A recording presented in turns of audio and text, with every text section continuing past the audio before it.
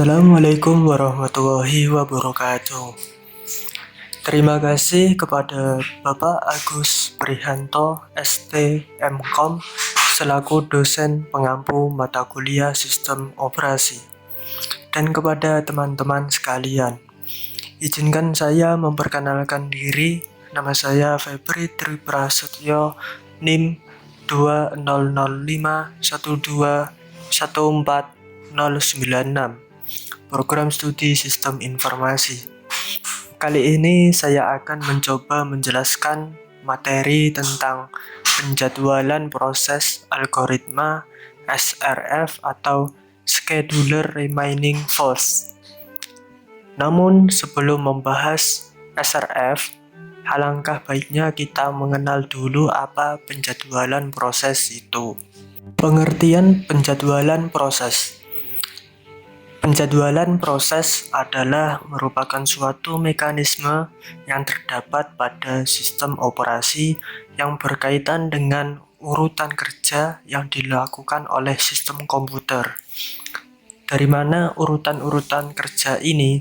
Ya tentu saja dari perintah-perintah yang diberikan oleh user melalui perangkat-perangkat masukan atau input device. Lalu, apa peran dari penjadwalan proses ini? Penjadwalan proses bertugas untuk memutuskan proses apa atau proses mana yang harus berjalan, kemudian kapan, dan berapa lama proses itu akan berlangsung. Sasaran utamanya tentu saja untuk mencapai optimasi kinerja pada sistem komputer berdasar kriteria tertentu, sehingga kinerja komputer benar-benar optimal. Kriteria penjadwalan. Nah, di dalam pelaksanaannya, penjadwalan proses ini memiliki beberapa kriteria. Yang pertama adalah adil atau fairness. Yang dimaksud dengan fairness adalah proses-proses yang masuk ke dalam penjadwalan nantinya harus diperlakukan sama, yaitu masing-masing dari proses ini mendapat jadwal layanan dari prosesor. Dan tidak boleh ada proses yang tidak kebagian layanan dari prosesor ini atau starvation. Namun, tentu saja waktu yang diberikan kepada proses-proses ini sesuai dengan yang dibutuhkan masing-masing prosesnya. Untuk yang kedua ada efisiensi. Yang dimaksud dengan efisiensi adalah waktu proses yang dihitung dengan perbandingan atau rasio antara waktu processing dengan total waktu operasi dari sistem komputer, sehingga dapat diketahui seberapa efisien penjadwalan-penjadwalan yang diterapkan pada proses-proses yang sedang berlangsung. Untuk yang ketiga ada response time. Ini adalah waktu yang dibutuhkan oleh prosesor untuk menanggapi proses-proses yang masuk ke dalam penjadwalan. Nah, di mana response time ini terdapat dua sub kriteria di dalamnya. Yang pertama adalah sistem interaktif, di mana sistem interaktif di sini didefinisikan sebagai waktu yang dihabiskan sejak perintah terakhir dimasukkan oleh user. Misal, menggunakan keyboard, hingga hasil pertama ditampilkan pada perangkat keluaran misalnya di monitor. Contohnya misalnya pengguna mengetikkan sesuatu pada keyboard, kemudian ditampilkan pada layar. Nah, waktu di antara perintah terakhir yang diinputkan pengguna pada keyboard dan tampilnya hasil di layar, itulah yang disebut dengan sistem interaktif dari response time. Untuk yang kedua, yaitu sistem waktu nyata atau real time. Nah, sistem waktu nyata ini sebenarnya adalah simulasi yang bisa menyamai proses yang sebenarnya di dunia nyata yang disimulasikan menggunakan sistem komputer. Sistem real-time ini tidak hanya mengutamakan ketepatan pelaksanaan instruksi, namun juga mengutamakan interval dari waktu tugas yang dilakukan tersebut. Dengan kata lain, sebenarnya sistem real-time ini adalah sistem yang menggunakan deadline, yaitu jika suatu pekerjaan atau proses harus selesai dalam jangka waktu tertentu. Sementara itu, yang tidak real-time yaitu sistem tidak ada deadline, walaupun waktu responnya cepat. Untuk yang keempat, ada turnaround time. Turnaround time adalah waktu yang dihabiskan saat mulai masuk ke dalam sistem hingga proses itu diselesaikan oleh sistem. Ya, pada dasarnya waktu ketika proses pada di dalam sistem. Nah, di mana waktu yang dimaksud adalah penjumlahan dari waktu eksekusi proses tersebut ditambah dengan waktu menunggu ketika proses itu akan dieksekusi. Jadi, dijumlahkan dua waktu tersebut, maka didapatlah yang dimaksud turnaround time.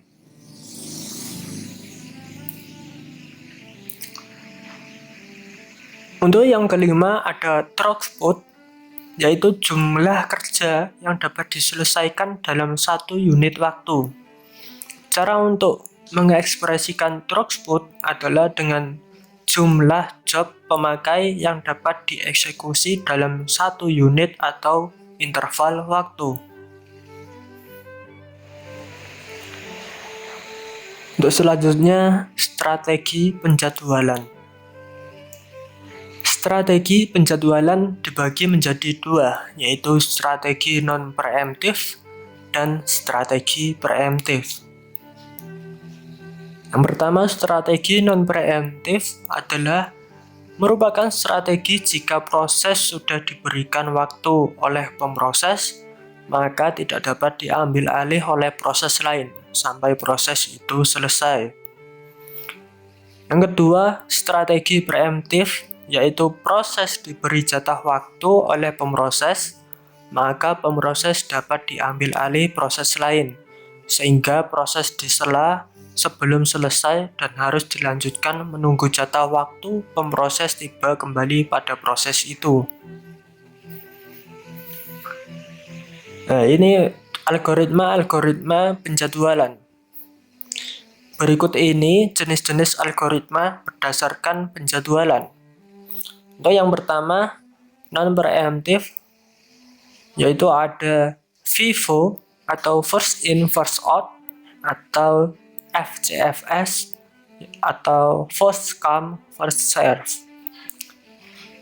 SJF atau short job first, HRN atau Hicks ratio next, MFQ atau multiple feedback queue.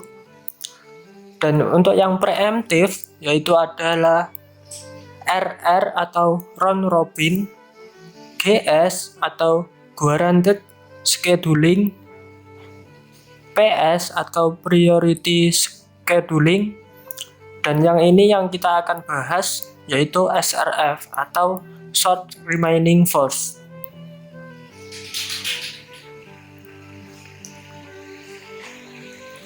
Definisi SRF, short remaining force. SRF adalah algoritma yang setiap proses yang ada di ready queue akan dieksekusi berdasarkan burst time terkecil.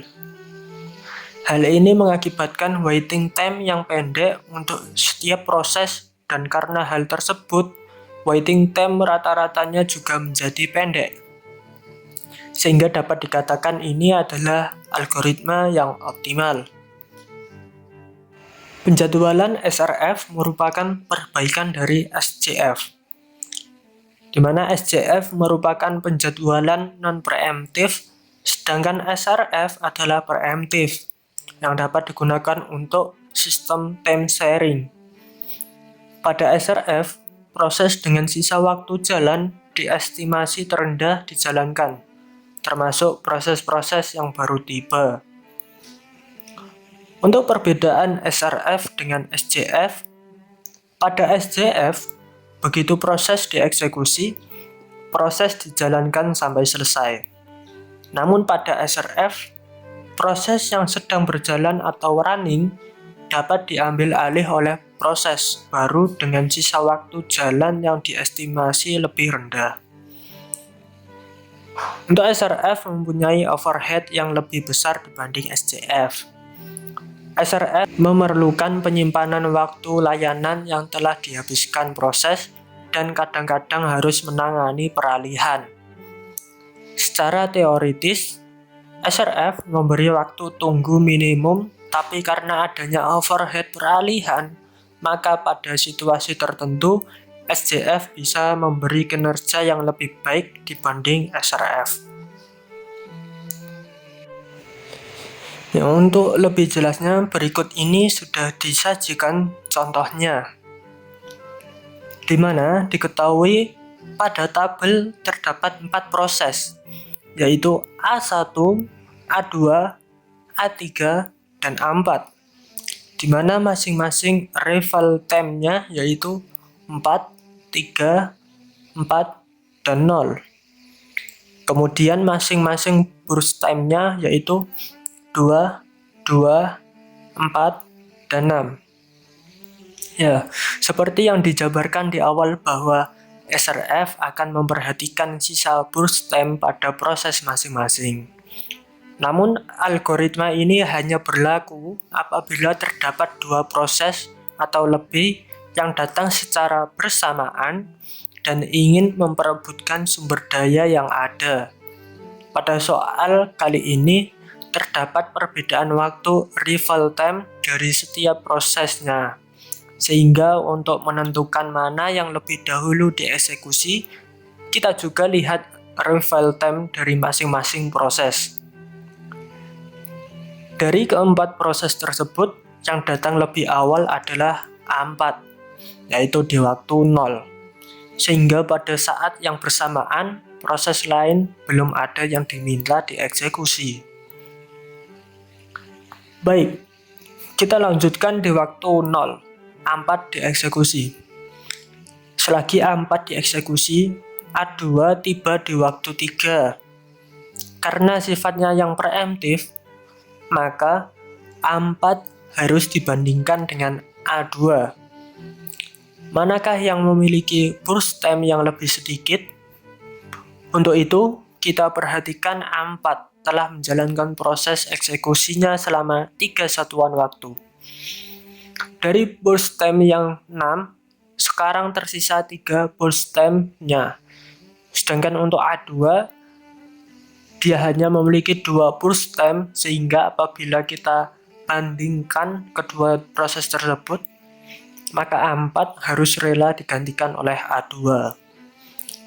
Tak hanya di situ, pada waktu 4, A1 dan A3 tiba bersamaan, sehingga lagi-lagi kita harus tentukan manakah yang terlebih dahulu untuk dieksekusi.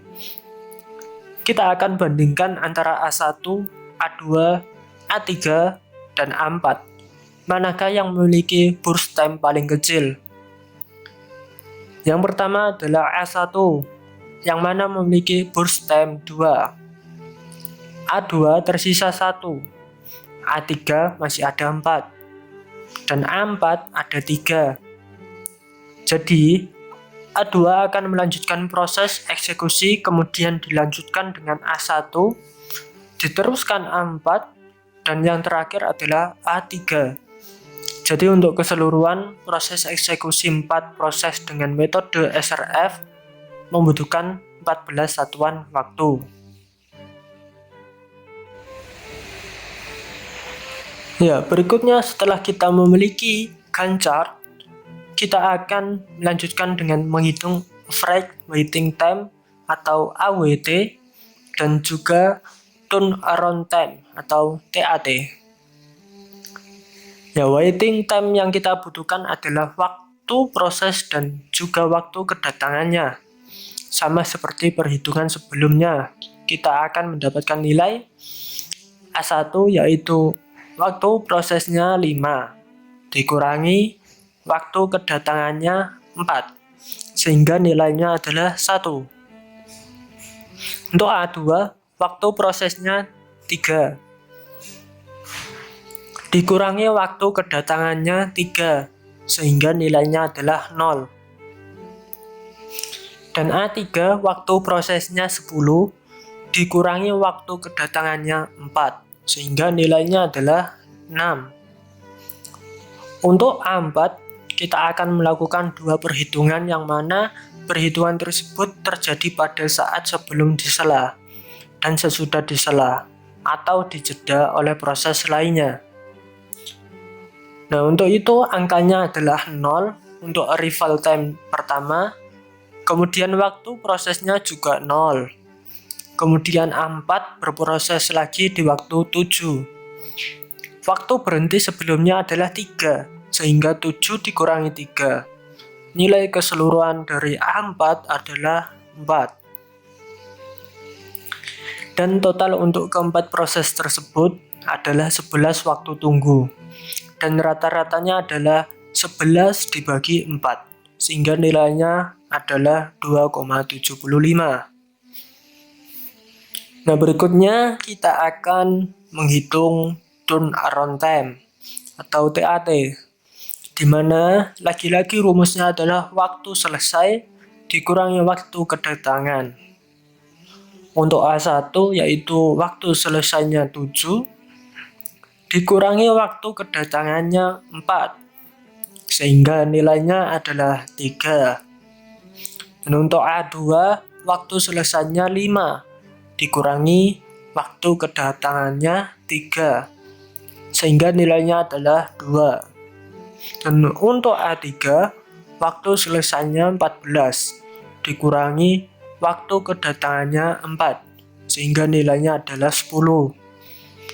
Dan untuk A4 waktu selesainya 10 dikurangi waktu kedatangannya 0 sehingga nilainya adalah 10. Nah, untuk keseluruhan waktu turnaround time adalah 25 dengan rata-ratanya adalah 25 dibagi 4 sama dengan 6,25. Nah, jadi dapat disimpulkan bahwa metode ini adalah metode preemptif, yang mana pada saat proses dieksekusi dapat disela atau dijeda oleh proses lainnya yang memiliki prioritas ataupun kebutuhan yang lebih tinggi.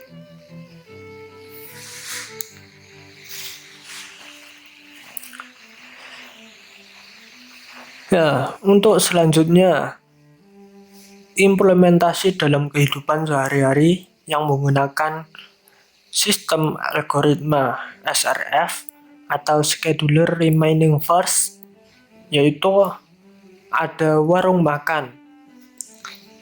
Ya, warung makan biasanya menerapkan metode ini, di mana diilustrasikan terdapat 3 pembeli, di mana pembeli pertama tersebut memesan makanan.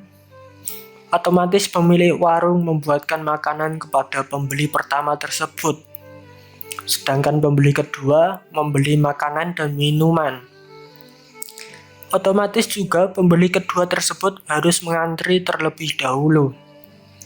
Namun di saat pembuatan makanan untuk pembeli pertama, ada pembeli ketiga datang yang hanya membeli minuman, sehingga pemilik warung yang sedang memproses pembuatan makanan untuk pembeli pertama tadi akan menjeda dan kemudian memproses minuman untuk pembeli ketiga yang baru datang. Dan apabila proses pembuatan minuman sudah selesai, pemilik warung melanjutkan proses pembuatan makanan yang sempat terjeda tadi.